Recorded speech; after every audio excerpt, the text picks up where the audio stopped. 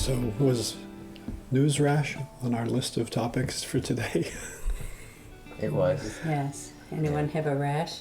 Well, I seem to have perpetual rash. What You is it? still do? Well, there's always one or two. Not everyone. What are these? Is this a news rash? Does this meet the clinical definition Well, of a news rash? I don't know for sure what might be the cause of the rashes that I keep getting. And think that it's because I'm internalizing too much of the negativity that I'm exposed to, like in every day or every week or whatever. Then you have to think about, well, you know, how much damage is the news doing, you know, in a sense, to all of us. And, Yeah. and you know, what can we do about it, or what should we do about it, if anything? So that's how the news rash came about. And from my perspective, at least, I kind of try to minimize my exposure now, especially to, you know, to newspapers and radio and TV and all that stuff. So TV is out totally. No news from TV. We don't get any.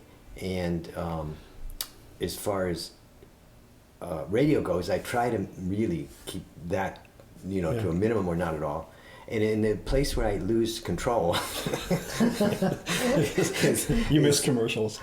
no, well, it could be that simple, but it's actually, I lose control on the phone or tablet, you know, where, you know, I'm inclined to still want to know what's the latest, Right. you know, on New York Times or whatever. So I'll go there and look, and I try to minimize reading the article, but I check the headlines, and that in itself Which is the most problem. toxic part Yeah, of the that's really the information. worst part. I think you're right. Yeah. You know, because you could skip the article, but if you read the headlines, the next thing you know, Headlines are geared to catch you emotionally. Yeah. Yeah. And so once you get caught, it doesn't matter if It's you over. finish the article Yeah. or not, and Yeah. actually you bring balance by reading about it, you know. Yeah, it's sort of the counterweight to the headline. Yeah. Yeah. So. But I mean, I think you mentioned something that is, I don't know, on any number of levels, it's like so freaking important, because that's one thing that's coming into us. That's one fairly obvious thing that we can either switch on or switch off, or do something in the middle. But the whole of our lives is like that, and the choice of it is a huge lesson about what we allow to pass into us, apart from whatever else we might be subjecting ourselves to. And you're a person who's had a meditation practice for decades and decades and decades. I think that meditation helps in the sense that, you know, you can go in deeper more quickly and pull back from it, sort of, and minimize it. But it's still there. And I think now, for some people, it's a very toxic environment, you know? Yeah. Not everybody, but Right. the latest, you know, statistics were 60% of the people are anxious, literally anxious, have anxiety on a regular basis nowadays. Yeah. And it is caused by what we've created sort of in our greater environment, Right. including the political and so forth. So we have to be on TV as we are now, putting out an opposite message, Yeah, that's right. saying, you know, turn off your TV. Exactly. And what can we do about it, and how can we do it well, and how will that help us and the world? Because if we don't help everything, there's no sense to it. Yeah. Right. So, I mean, I think that's sort of what we're here for right now, is to kind of talk about those things, like the meditation that we value, you know, and feel like it has helped change our perspective on things. Yeah. Yeah. You know. Because if the only thing that you're picking up is that the roar of information is just seamless and perpetual. One of the areas where I think we've been duped is into believing that. Actually, I don't even think it's a belief. I think it's just what's happened in that what we call entertainment, the drama, Yeah. and the drama, Yeah. and especially if, in whatever form, we're attracted to having more drama in our lives because we feel in some ways more alive if drama is there. There's certain, it's not that necessarily right emotions are evoked, but the drama of taking in and watching these events and what it elicits in ourselves. The only thing is that I think what I forget in those moments is that it's not leaving room. It's taking up too much space in me. It's not leaving room for me to be aware of all those possibilities and those aspects in me that are awakening to other abilities I might have, you Or know, other options you might and have. other options, and it's dampening it because it's not leaving the space, and it produces stress. That's the part that I need to remind myself of, because otherwise you do get sucked in. You do get sucked in because of the drama thing, I think. To my way of thinking, have come to the crux of the matter. On the spiritual side of things, we hear so often that more people are waking up, more people are aspiring, more people are opening, more support is out there for the kinds of inquiries that are not just targeted toward gratifying my base impulses, but rather to incorporate some kind of aspiration.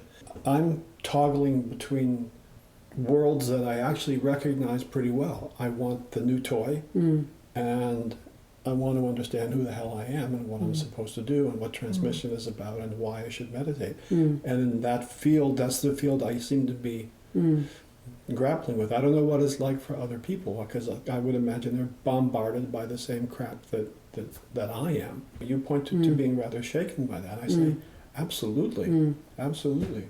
I'd suggest that one of the things that we had said earlier was that a shock a lot of times does help us to wake up. Yeah. So in a sense, we're all being shocked, you know, whether it's from the politics or from something else. It really doesn't matter. It's just it's a real intense shock. Yeah, It's and, like shaking us. and we're reacting differently according to... Yes, exactly. And To your orientation, because that shock for some people is wanting them to reach out and, you know, expand what their, you know, awareness of kindness and compassion is. And other people are going in. You had started by saying you thought that there was a higher awareness of people overall, so that there's some kind of, you know, net gain sort of awakening. I think there is. Yeah, so we have the shock, there is. we have some net gain of awakening, but we also have, you know, sort of the negativity that shock brought about.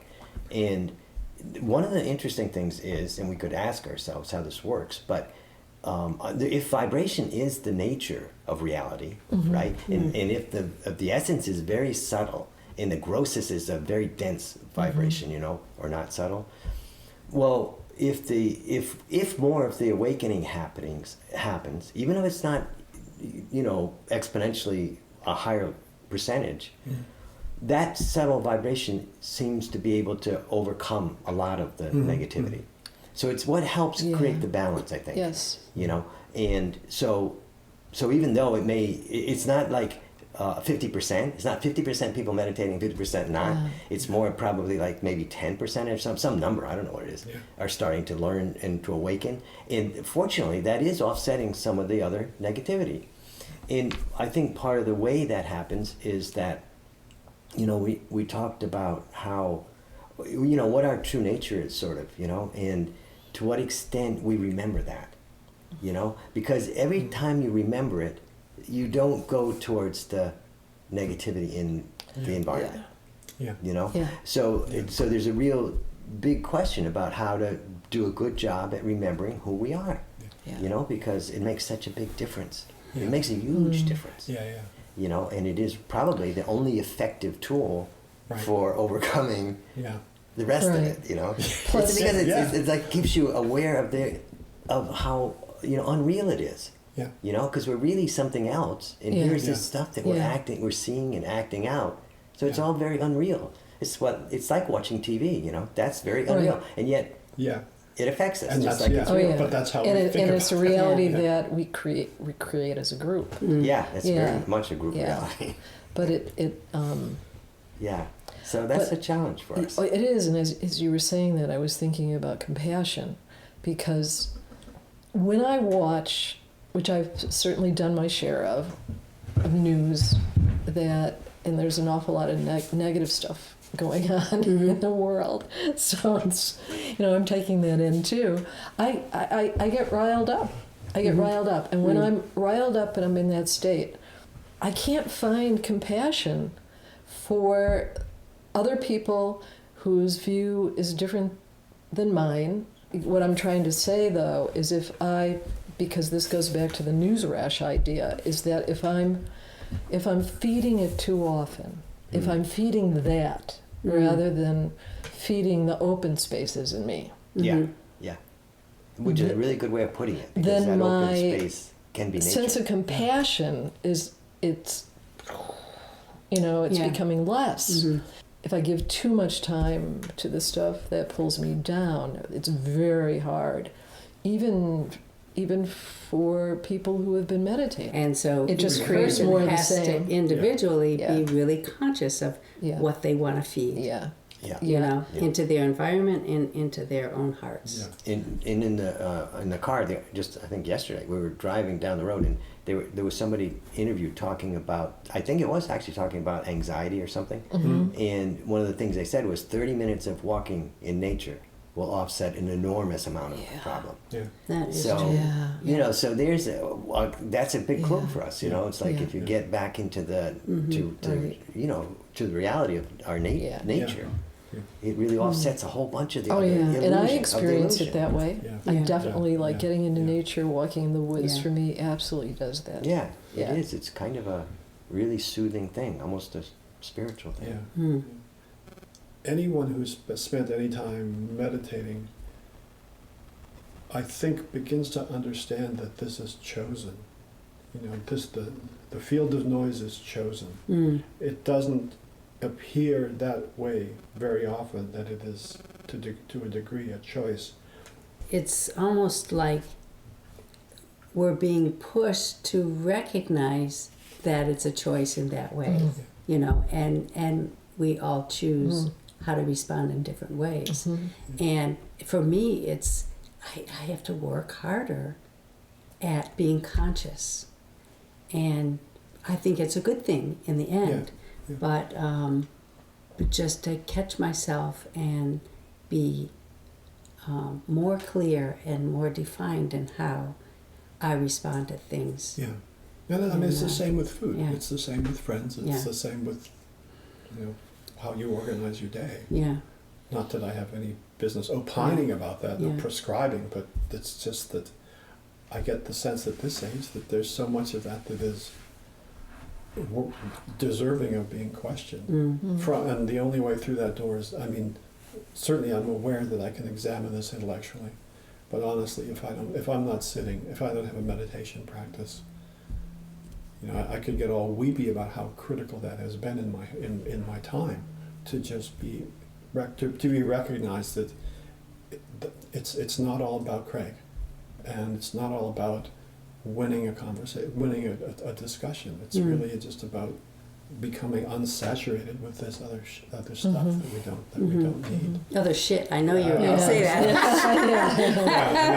Yeah.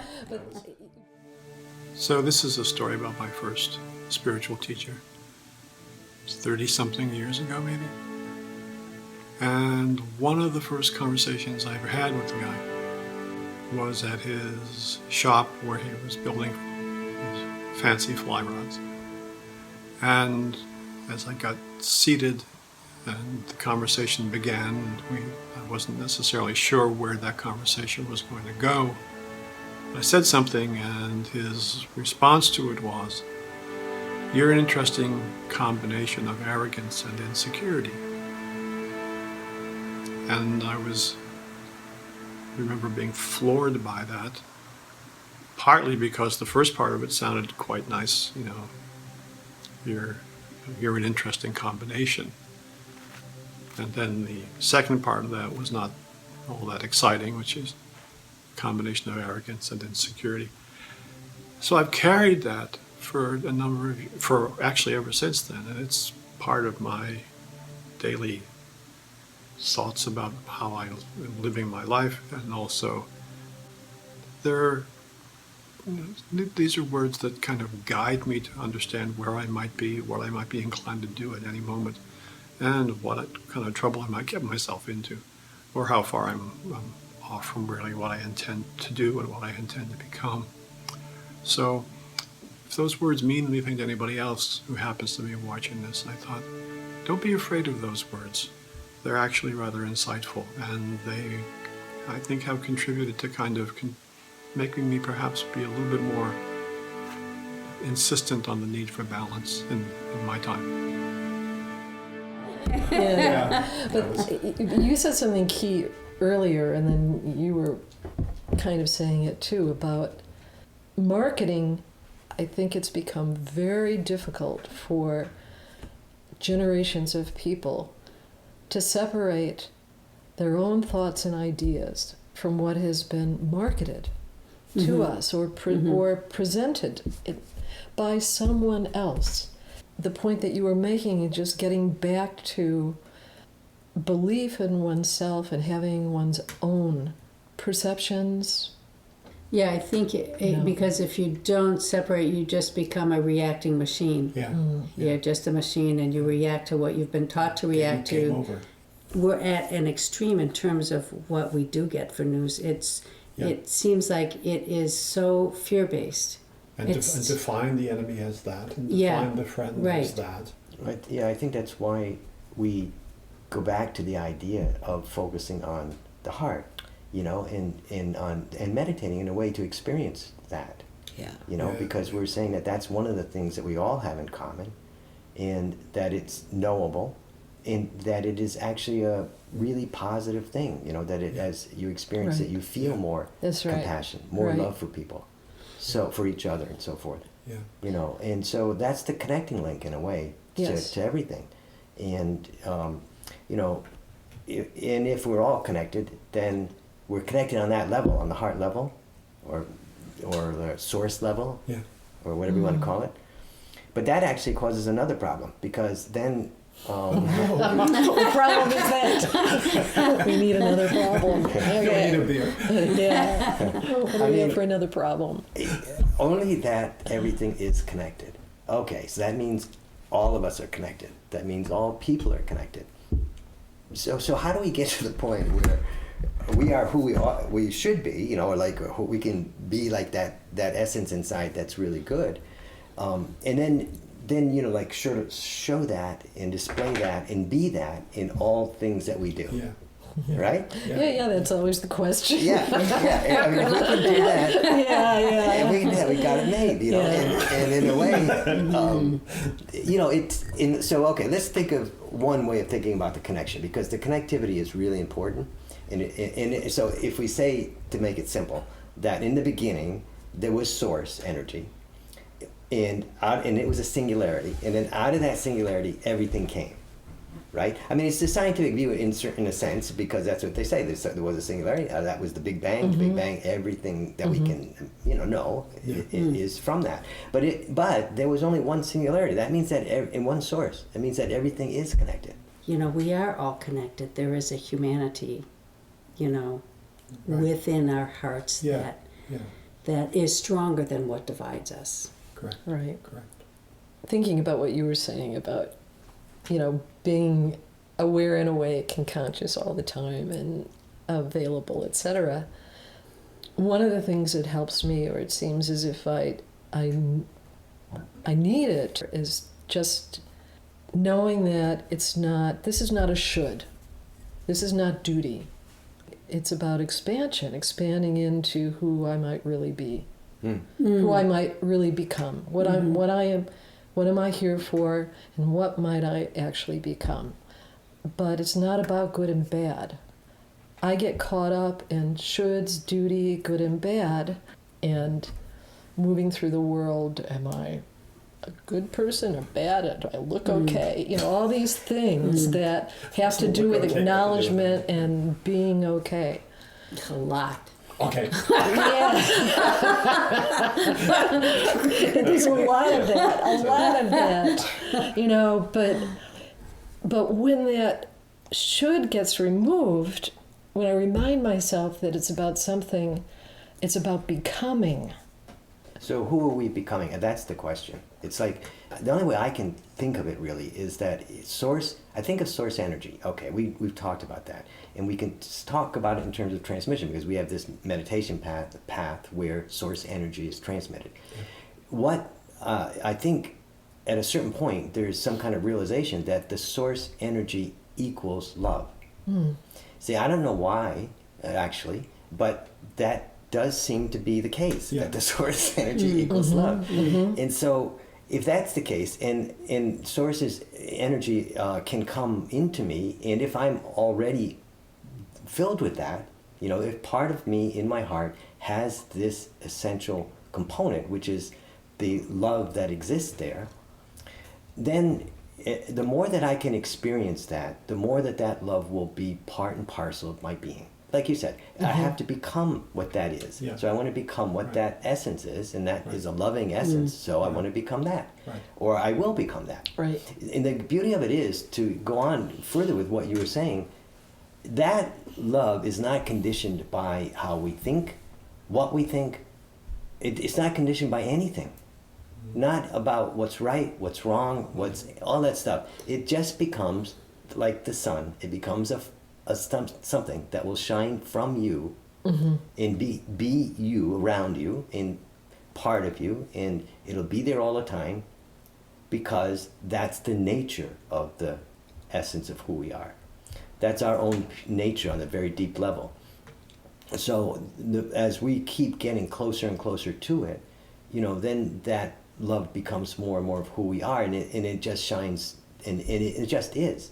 One of the things that occurred to me as we were talking was that I've had at least 2 teachers, 2 guides, and the way I look at them actually is as almost as a source of love. You know, I can see the love coming from them. I see the love in all their actions. I see the love in the way that they relate to other people. I see the love in the way they surrender their entire time and being to help others.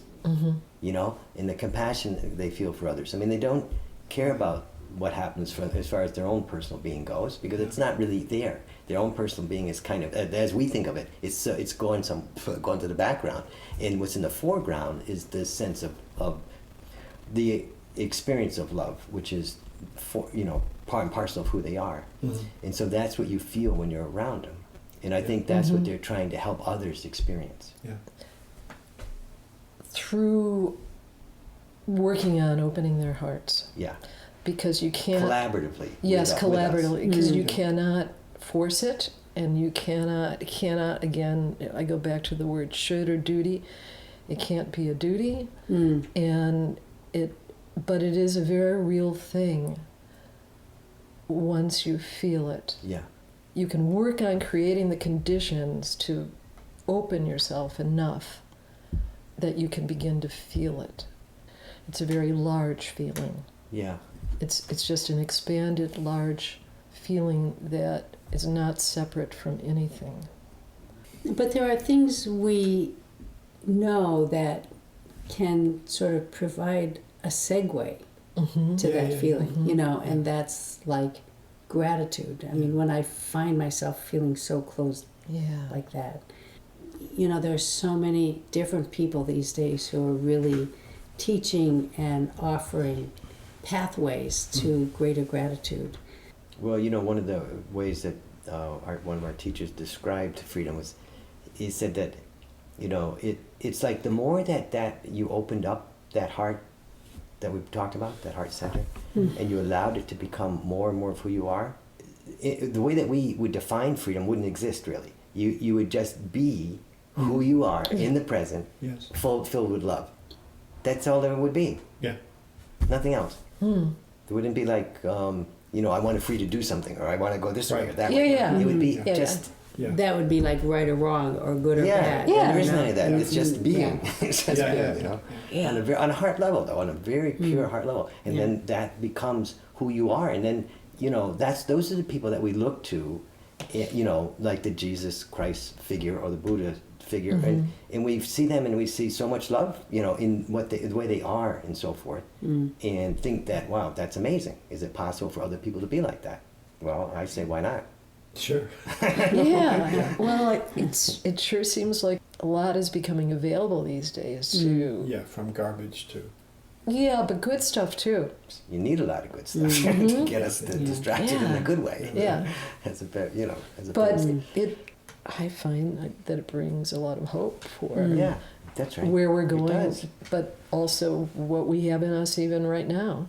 You know, what we Yeah. carry Yeah. in us as human beings that Yeah. maybe we're not fully utilizing yet. Well, but- you know, I think that's one of the reasons why sitting down like this is so important, because Yeah. it strengthens and Right. gives hope. Yeah. And I was just talking to a friend of mine last night, you know, and she hadn't called me for a while, and she said, well, when I don't call, it's because I'm sort of in a funk, you know? And it's like, well, it's when we need to reach out and talk to each other and Yeah. kind of be supportive, so that, because we're sort of all stumbling along this journey together, but boy, I think right now more than ever, we really need to help each other. I think you're right. Yeah. And 'Cause one of it's- the places yeah. I take some comfort, I suppose, is, you know, when I first began some kind of spiritual practice when I was late 20s, early 30s, the word esoteric was like a big deal. This stuff, the first announcement of any meeting around a particular spiritual topic that I learned of was a 3x5 handwritten card in a bookstore to explore the teachings of Gurdjieff, as it turned out. Mm-hmm. And to the way it looks today, which is we are having this conversation and others are having other similar conversations.